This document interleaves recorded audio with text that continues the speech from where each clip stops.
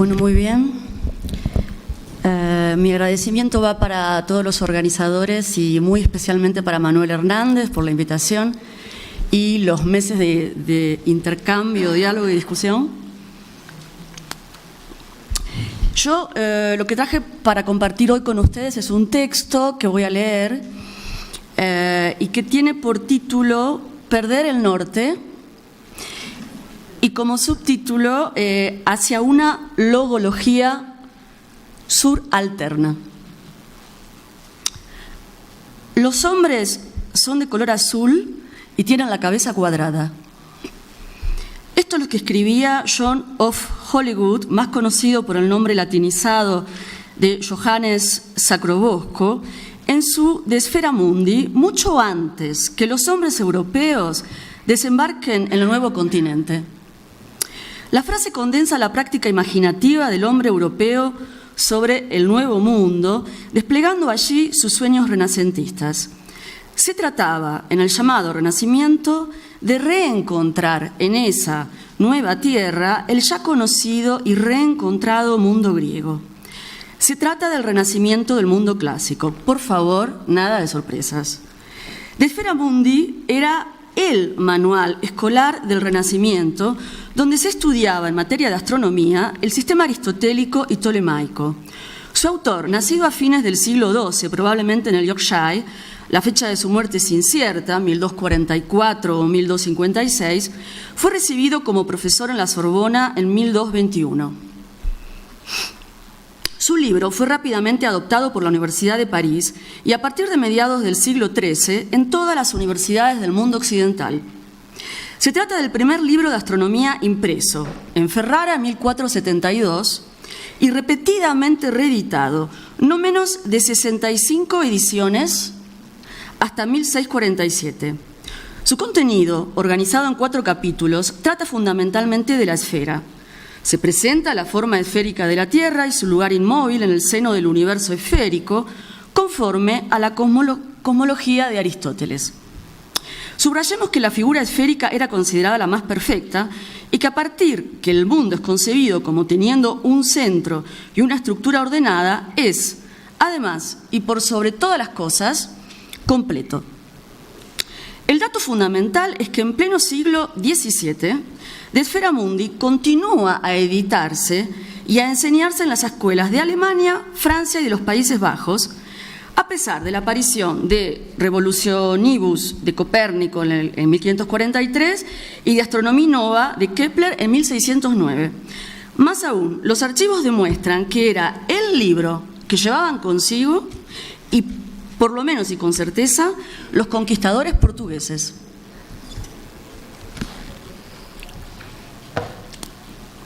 Los hombres son de color azul y tienen la cabeza cuadrada. He aquí lo que iban a encontrar, lo que debían encontrar los hombres europeos en la Tierra Nueva, que debía igualmente confirmarles el sistema cosmológico aristotélico y tolemaico.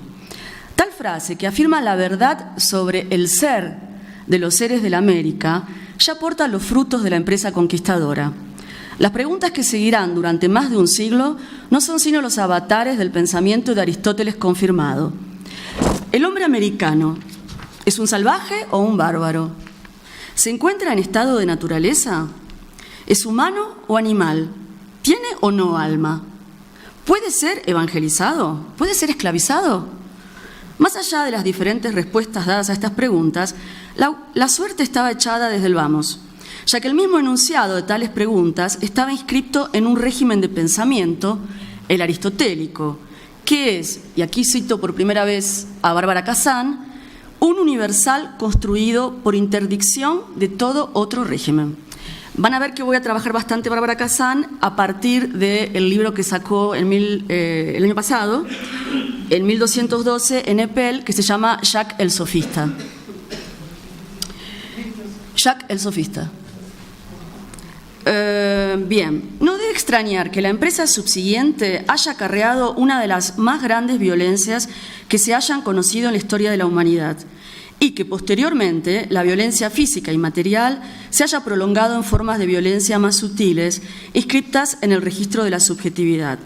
Es desde allí que la relación colonizador-colonizado se instaló en el campo del pensamiento, de manera que esta división fundamental colonizador-colonizado es la primera de una larga serie que se desarrollará a lo largo de la historia, conformando así lo que Sueli Rolnik nombra junto con Guattari cartografía, entendida como inscripción profunda en las subjetividades. Me interesa entonces interrogar cómo, desde los países colonizados, nos las arreglamos con Europa y su pensamiento, y, más precisamente, en qué la enseñanza de Lacan nos aporta elementos de respuesta a nuestras preguntas de suralternos. Entro así en mi segunda parte, que se titula Preguntas de suralterno. ¿Cómo posicionarnos en tanto que pensadores o proyecto de pensadores respecto de los centros de producción de saber? ¿Cómo hacer para invertir siglos de un imaginario que nos coloca sistemáticamente como receptores? ¿Cómo pasar del lugar pasivo al activo? ¿Cómo participar de la producción de saber? ¿Cómo producir? Estas preguntas son enormes y de muchas consecuencias. Podemos abordarlas desde muchos costados. Para esta ocasión, elegí entrar al tema retomando una pregunta que me habita desde hace mucho tiempo y que comencé a poder enunciar en 1999 al llegar a vivir y a estudiar en Francia, más específicamente en París. Puedo enunciarla hoy como siendo la pregunta por el maître, maestro. Bueno, justamente vamos a ver la ambigüedad de maître en francés. Lo que me sucedió simplemente y brutalmente es que me confronté a una práctica de transmisión de saber en la que va de suyo que es solo el que sabe, el profesor en la universidad, el dictante de un seminario en una escuela de psicoanálisis, el que habla, el único que habla, mientras que los otros reciben pasivamente y en silencio sepulcral esta palabra, dada, entre comillas, en tales condiciones, que tiene todos los aires de lo sagrado. Esta situación fue, durante mucho tiempo y hasta el día de hoy, para mí, fuente de malestar. Fue sin dudas un tal malestar, producto en gran parte de un choque cultural, el que me llevó a presentar un texto en la reunión del movimiento del Manifiesto por el Psicoanálisis en París el 14 de diciembre de 2005. El silencio incómodo con el que fue recibido me indicó que abrir una pregunta sobre la figura del maître en la cultura francesa era algo muy molesto. Ya ve que mi molestia se las pasé a ellos, ¿no?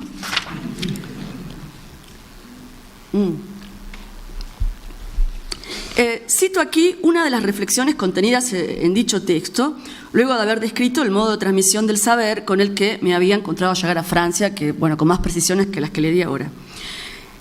Leo entonces mi propio texto. Esta manera de transmitir o de no transmitir el psicoanálisis me pareció y me parece aún como completamente antianalítica. Si aquel que busca un saber analítico no lo hace de una manera activa, ¿cómo podría apropiarse una parte de ese saber y así reactualizarlo? Comencé por explicarme mi sensación de perplejidad por la dimensión lingüística. Me dije que quizás se tratase de una diferencia crucial en la lengua.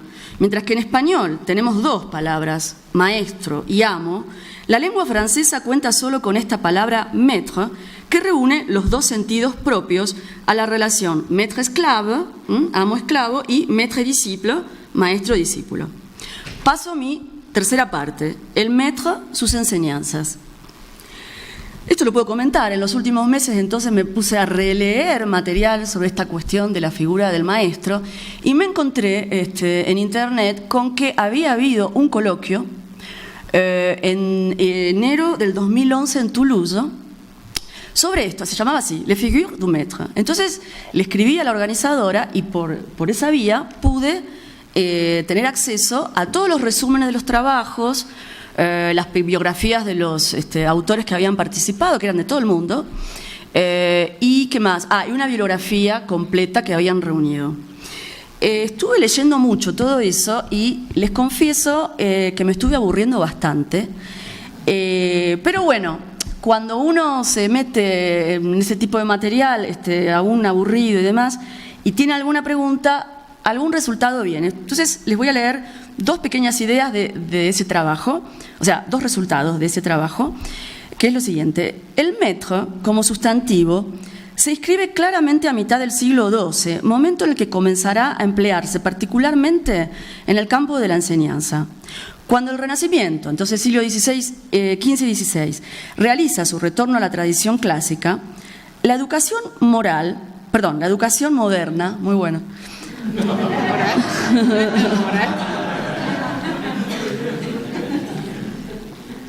La educación moderna será indefectiblemente marcada por el ideal de la pederastia.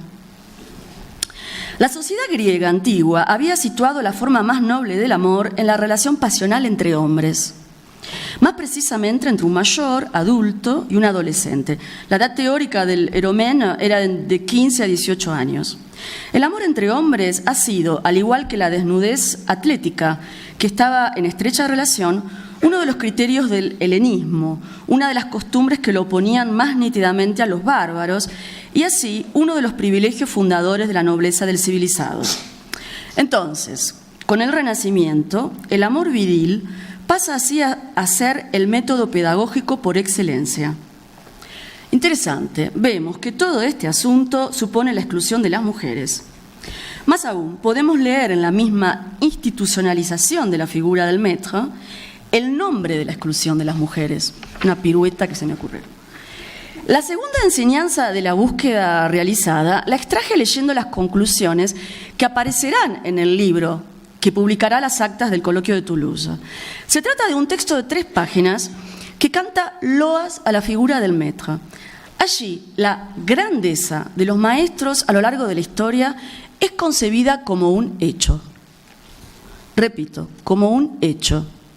Esta es la gran conclusión de un coloquio que reunió a los mejores especialistas del mundo entero sobre el tema. Quizás los autores se vieron arrastrados por el peso de una tradición que no osa interrogarse. Este hecho discursivo muestra su punta en la observación que hace una historiadora francesa. Ella dice bien, medio al pasar, casi que no se da cuenta de lo que está diciendo, dice que desde el siglo XVI, es Françoise Bocquet, no hay ruptura alguna en la manera de concebir la figura del maître, desde el siglo XVI. Como si dicha figura fuese concomitante a la manera de contarse a sí misma que la filosofía, que la escribo con mayúscula, ha desplegado a lo largo de todos estos siglos. No en vano, en toda la bibliografía consultada, la figura de Sócrates como modelo a seguir se repite indefectiblemente. A una excepción, la de Jacques Rancière en su libro El maestro ignorante, donde la figura de Sócrates es definida como la del explicador atontador. Leo un párrafo de Jacques Rancière. Sócrates, a través de sus interrogaciones, conduce al esclavo de Menón a reconocer las verdades matemáticas que ya están en él. Hay ahí tal vez, dice Rancière, el camino de un conocimiento, pero en ningún caso el de una emancipación. Por el contrario, Sócrates debe llevar de la mano al esclavo para que éste al mismo tiempo, para que éste pueda encontrar lo que está en sí mismo.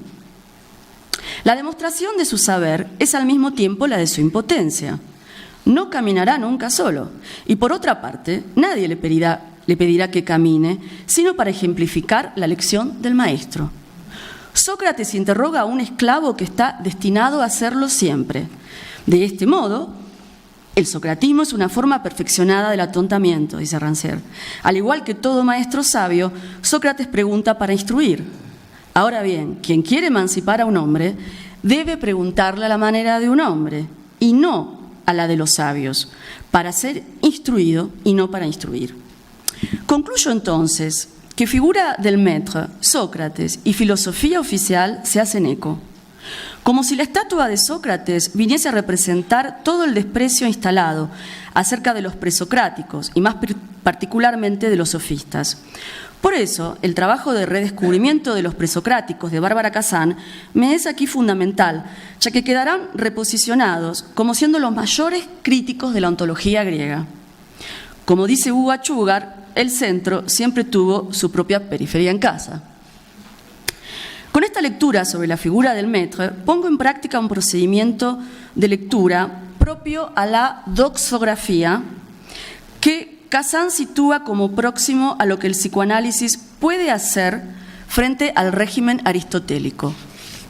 Entonces, quinta parte, penúltima, pequeño pasaje por la doxografía. Todo lo que Bárbara Kazan dice sobre la doxografía me hacía extrañamente pensar en la posición particularmente compleja de relacionarse con el saber desde la periferia de los centros de producción. Sintetizo entonces la presentación que ella hace sobre esta cuestión. En primer lugar, la autora precisa que el término doxa del griego es mucho más que la simple opinión a la que estamos acostumbrados. De la familia del verbo dekomai, recibir, acoger, doxa es la espera, la expectativa, aquello que esperamos. Se trata de un término particularmente ambivalente y luego de pasar por el alemán, más fiel a su amplitud, nos dice, Kazan dice que se trataría más bien de una opinión verdadera, de la opinión recibida, es decir, de la opinión de la cual tenemos buena opinión, la opinión de las personas convenientes. Esto en cuanto a la palabra. En cuanto a la cosa, la doxografía es aquello por lo cual nos llega una buena parte de la filosofía griega, prácticamente toda la filosofía presocrática y mucho del epicureísmo o del estoicismo.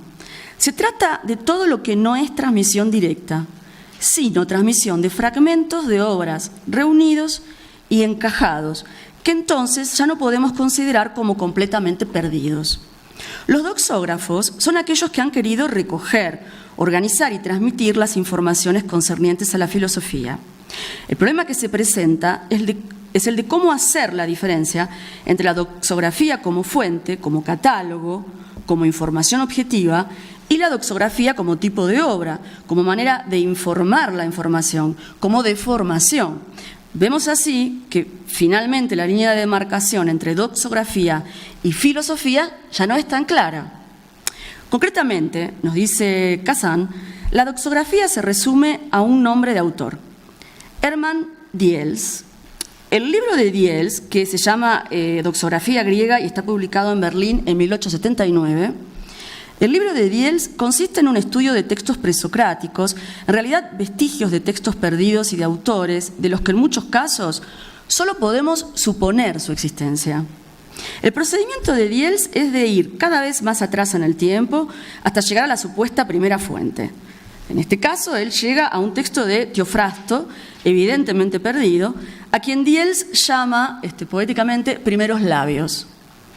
Esta es la arquitectura de la filosofía presocrática. Dice Kazan, es incluso la construcción modelo para nuestro conocimiento de todas las obras perdidas, es decir, reencontradas. Por lo tanto, tenemos que la doxografía funciona de pérdida en pérdida. El ideal de la doxografía fabricada por Diels es el del copista. El modelo es siempre la exactitud de la repetición.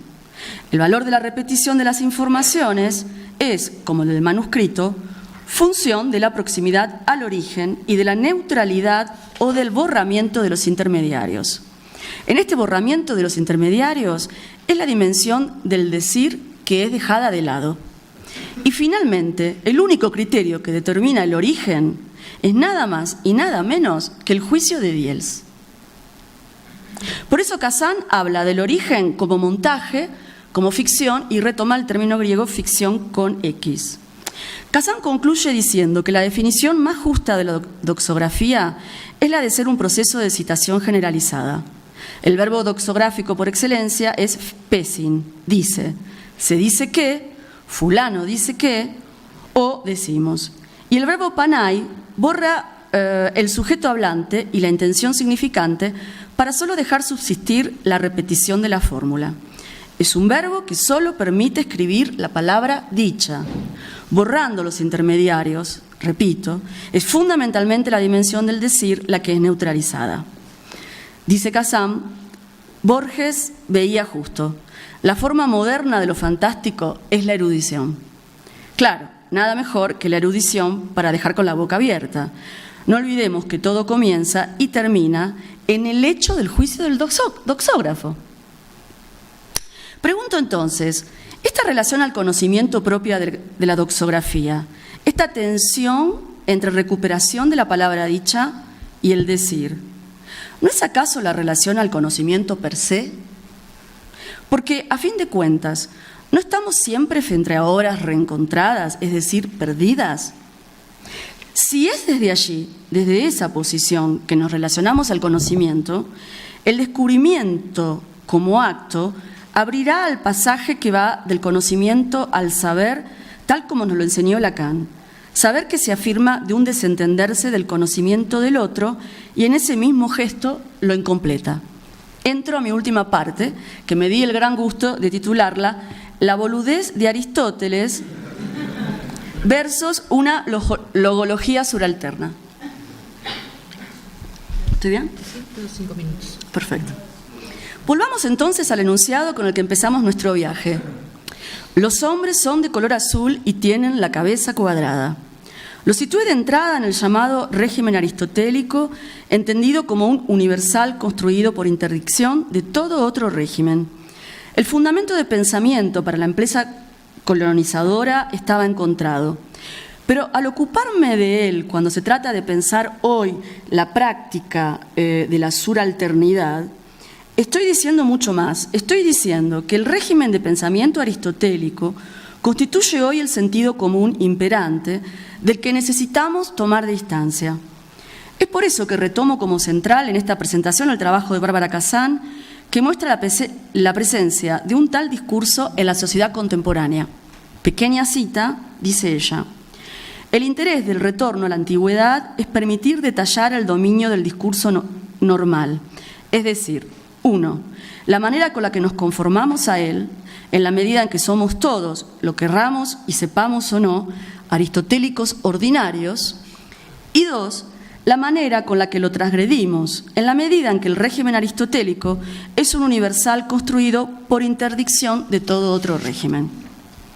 Será de mayor importancia detenernos entonces un momento en el fundamento de base que sostiene todo el edificio aristotélico. El principio de todos los principios en el pensamiento de Aristóteles es el principio de no contradicción. He aquí su enunciado inaugural. Es imposible que lo mismo simultáneamente pertenezca y no pertenezca a lo mismo y según lo mismo. Esto es lo que Lacan llamará la connerie d'Aristote, que yo traduzco como la boludez de Aristóteles. Boludez para Lacan, en la medida en que es este principio el que deja excluidos de la humanidad a los par lettres, aquellos que hablan por hablar, aquellos que no responden a la definición del hombre de Aristóteles. Así, esos hombres de color azul y con cabeza cuadrada serían esos hombres planta que Aristóteles solo puede expulsar del mundo logos, como los bárbaros, como las mujeres y, digo hoy, como los subalternos. Pero, ¿cómo se sostiene dicho principio de no contradicción? La cosa salta a la luz cuando Aristóteles demuestra el indemostrable principio de no contradicción en la metafísica por medio de una serie de equivalencias. Es genial porque ahí habla más de lo que él quería decir, porque él había dicho que era indemostrable el principio. Le piden que lo demuestre, entonces cuando se pone a hablar de más, dice el fondo de la cosa, ¿no? En la metafísica, por medio de una serie de equivalencias tomadas como evidencias. Él dice, hablar es decir algo es significar algo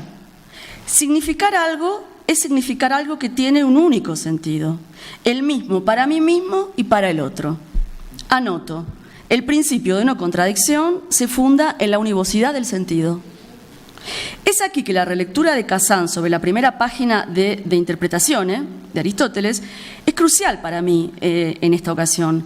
Las letras y los sonidos, diferentes según las lenguas, son, dice Aristóteles, los símbolos de las afecciones del alma, idénticas en todos, porque ellas son los signos de las cosas, pragmatas, que son también idénticas. Las cosas son también idénticas. Y las afecciones del alma son signos de esas cosas. Es gracias a este fundamento que Kazan situará la ontología de Aristóteles como opuesta a la logología de los sofistas de Freud y de Lacan, con la intención de mostrar la presencia del sofista en nuestra época, pero también, y no secundariamente, la presencia del aristotélico, del filósofo en nuestra época. En este proyecto, Kazan sigue a Lacan. Es en el seminario, el problema ¿cómo se llama? Problemas cruciales, es allí cuando Lacan dice: el psicoanalista es la presencia del sofista en nuestra época, pero con otro estatuto. Desde esta perspectiva, la autora precisa que el campo compartido por la sofística y el psicoanálisis lacaniano es el discurso en su relación rebelde al sentido, que pasa por el significante y la performance, y su distancia respecto de la verdad de la filosofía, siempre con mayúscula. Frente a la ontología, dice ella, la tesis sofística y la tesis lacaniana no hacen sino una: el ser es un hecho de decir, un hecho de dicho. Esta posición hoy en día sigue dejando afuera. Logología, entonces, es el nombre del discurso que revela que la ontología es poderosa en tanto que discurso. La ontología es así denunciada como logos hipócrita, ya que olvida o quiere hacer olvidar su condición de logos, presentándose no como un logos, entre otros, sino como el único logos, logos del ser precisamente, en toda la ambigüedad del genitivo. Al retomar el término de logología, Kazan intenta poner en evidencia lo que la lengua hace y puede hacer más allá de la ontología. Es particularmente interesante que fundamente su proyecto con una citación de Jean Dubuffet, que nos hablará muy especialmente. Leo la cita que yo traduje. Dice, es un comentario que él hace en una exposición de arte que tiene por título El cabinet logologique, ¿no? El consultorio logológico. Y dice: el título dado al consultorio logológico procede de la idea de un logos de segundo grado, que cesando de ser un ciframiento que reenvía a los fenómenos y objetos del mundo, se pone a proliferar a partir de sí mismo, desembaragado entonces y en movimiento. El término de logos es tomado aquí en el sentido de repertorio de nociones que han sido elegidas en nuestras civilizaciones para el análisis de nuestro mundo y que constituyen nuestro vocabulario y el teclado completo de nuestro pensamiento, quedando implicado, sin embargo, que este logos, que es el nuestro, del cual tenemos la ilusión que es el único posible, resulta de una elección arbitraria o utilitaria de nociones en número limitado, la cual podría haber sido otra y se encuentra aquí puesta en cuestión. Y dice: el mecanismo apuntado es pues propiamente el de remover el jalonamiento de nuestro aire mental y convertirlo en moviente, de manera a desorientarlo, conducirlo a perder el norte, o más bien a confrontarse al número infinito de direcciones que pueden indiferenciadamente hacer uso de norte, de temporario, relativo y moviente norte. Y para terminar, simplemente cierro diciendo que desde mi perspectiva, o probablemente desde nuestra perspectiva, si afinamos el lápiz de la lectura, la propuesta puede resultar tibia, pero que esta imagen de perder el norte surja desde una visión crítica al interior mismo del pensamiento europeo es altamente significativa. Esto nos demuestra que nuestro esfuerzo por desentendernos del pensamiento eurocentrista, por cortar amarras de su centrismo, sin negar la herencia europea que también nos constituye, podemos encontrar la bella sorpresa de puentes tendidos de la otra orilla. Gesto de aquel que ha escrito alguna pérdida. La pérdida del otro, dice Alush en su último libro, penúltimo, porque acaba de sacar uno la semana pasada. No, el otro, con mayúscula, no es el primero en hablar. Y no, él no existe, sea cual sea el nombre que se le dé. Ser, Dios, Padre, Jacques Lacan. Está ahí la cita. Nombrémoslo hoy, aquí, perder el norte. Nada más, gracias.